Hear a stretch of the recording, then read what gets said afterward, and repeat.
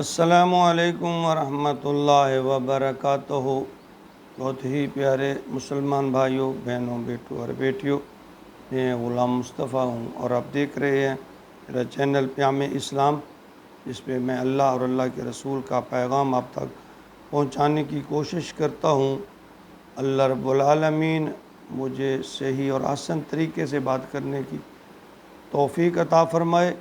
اللہ تعالیٰ کمی کوتاہی کو معاف فرمائے اور ہم سب کو مل کر اس پر عمل کی توفیق عطا فرمائے، آمین یا رب العالمین۔ درس قرآن کے سلسلہ میں آج کا ہمارا سبق سورۃ الانعام آیت نمبر 160 ہے۔ اعوذ باللہ من الشیطان الرجیم، بسم اللہ الرحمن الرحیم۔ من جاء بالحسنۃ فلہ عشر امثالہا ومن جاء بالسیئۃ فلا یجزی الا مثلہا وہم لا یظلمون۔ پچھلی آیت میں اللہ رب العالمین نے دین میں فرقے بنانے والوں کو سخت ناپسند کرتے ہوئے اپنے محبوب صلی اللہ علیہ وسلم سے فرمایا کہ آپ ایسے لوگوں سے لا تعلق ہو جائیے۔ یاد رکھیے، جس سے محبوب کبریا لا تعلق ہو گئے اس سے اللہ لا تعلق ہو جائے گا، اور جس سے اللہ لا تعلق ہو گئے پھر اس کا ٹھکانہ کہاں ہوگا آپ خود اندازہ لگا سکتے ہیں۔ اور اب اس آیت میں اپنے آخر الزمان نبی خاتم النبیین امام الانبیاء صلی اللہ علیہ وآلہ وسلم اور آپ کی امت کے لیے خصوصی انعام کا ذکر ہے۔ یہ انعام امت محمدیہ کے علاوہ کسی اور امت کو نہیں ملا۔ فرمایا من جاء بالحسنۃ، جو کوئی حسنہ نیکی کرے، نیکی کے ساتھ آئے، نیکی لے آئے، فلہ عشر امثالہا، تو اس کا 10 گنا ملے گا، 10 گنا اجر ملے گا، ایک کا 10 ملے گا، ایک نیکی کے 10 نیکیوں کا اجر ملے گا۔ ومن جاء بالسیئۃ، اور جو کوئی بدی کمائے، جو بدی لے کر آئے، فلا یجزا الا مثلہا، نہیں بدلہ ملے گا اس کو مگر ایک کا ہی، یعنی اس کو صرف ایک ہی گناہ کے بدلے میں ایک گناہ کا بدلہ ملے گا۔ وہم لا یظلمون، اور ان پر ظلم نہیں کیا جائے گا، ان کی حق تلفی نہیں کی جائے گی۔ اس بات پر ہم دو پہلوؤں سے تھوڑی سی بات کرنے کی کوشش کریں گے۔ پہلی بات تو یہ ہے کہ یہ قرآن پاک کی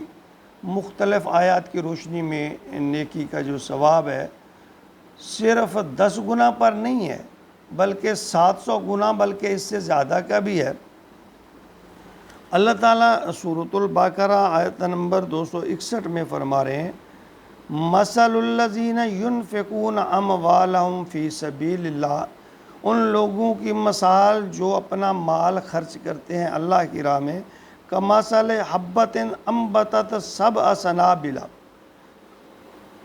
فی کل سنبلۃ مئۃ حبہ، یعنی اللہ تعالیٰ یہ فرما رہے ہیں کہ ایک دانہ، ایک دانے سے 7 بالیاں، اور ہر بالی میں 100 دانہ،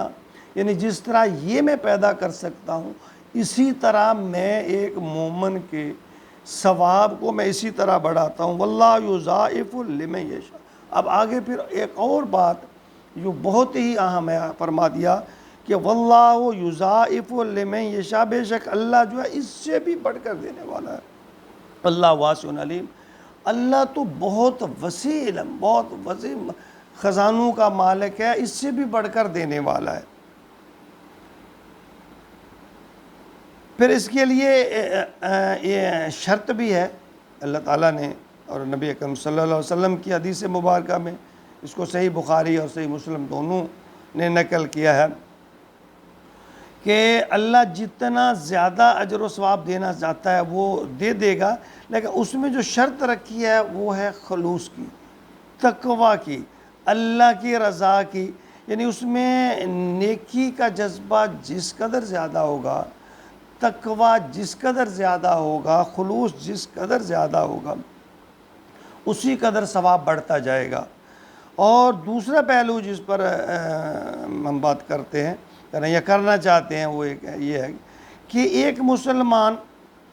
آخری نبی کا امتی اتنی بڑی رعایت، یعنی ایک کے بدلے 10 نہیں، سینکڑوں نہیں، لا تعداد نیکیاں، لا تعداد اجر، اور پھر بھی اگر وہ قیامت کے دن اپنے نامہ اعمال کو برائیوں سے نہ بڑھا سکے، جو اللہ نے معیار رکھا ہے نا پاس ہونے کا، وہ یہ ہے کہ نیکیاں بڑھ جائیں برائیوں سے، تو اس کا مطلب 51% بھی اگر نیکیاں ہو جائے ایک مومن کی، تو اس کے لیے بھی اللہ تعالیٰ نے رعایت رکھی ہے۔ اگر ایک بندہ، ایک مسلمان آخری نبی کا امتی اس قابل بھی نہیں ہوتا کہ اتنی گریس مارک، اتنی رعایتوں کے باوجود کہ برائی تو ایک ہی ہے،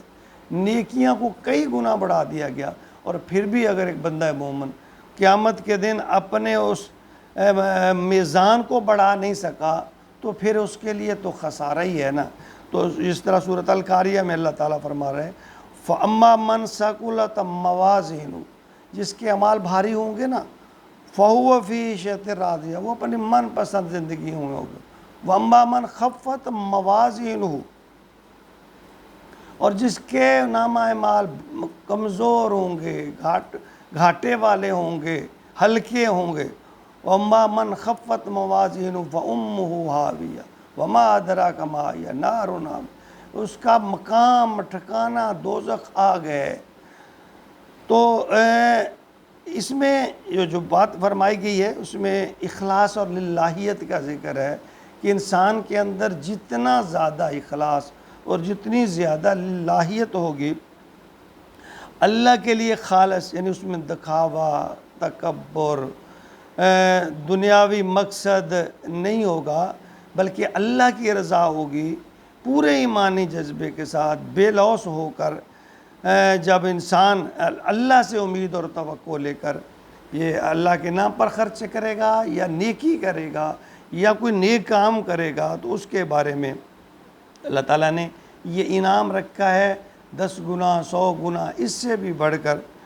اور اس میں یاد رکھیں مختلف حدیث کی روشنی میں شرائط بھی ہیں، اور وہ شرائط کیا ہیں؟ ایک تو یہ ہے کہ وہ رزق پاک ہو، یعنی یہ نہیں ہے کہ وہ چوری کا، ڈاکے کا، رشوت کا، حق حرام کا مال ہے اور پھر آدمی چاہے کہ میں اس کو اللہ کے نام پر دے کر نیکیاں کما لوں، یہ ہرگز ایسا نہیں ہوگا۔ اور دوسرا یہ ہے کہ پیٹ میں حلال کی کمائی ہو۔ نبی اکرم صلی اللہ علیہ وسلم کی ایک حدیث کا مفہوم ہے جس کے پیٹ میں ایک لقمہ میں حرام کا چلا گیا 40 دن تک اس کی عبادت نماز قبول نہیں ہوگی۔ تو یہ 2 باتیں شرط ہیں کہ ایک یہ کہ انسان جو رزق ہے، جو مال ہے یا جو جسم ہے، وہ رزق حلال رزق سے پلا ہے،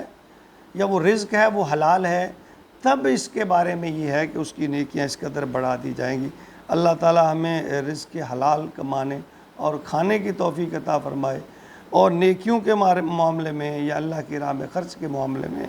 اللہ تعالیٰ ہمیں اخلاص، تقوی نصیب فرمائے اور ریاکاری سے بچائے۔ آمین یا رب العالمین۔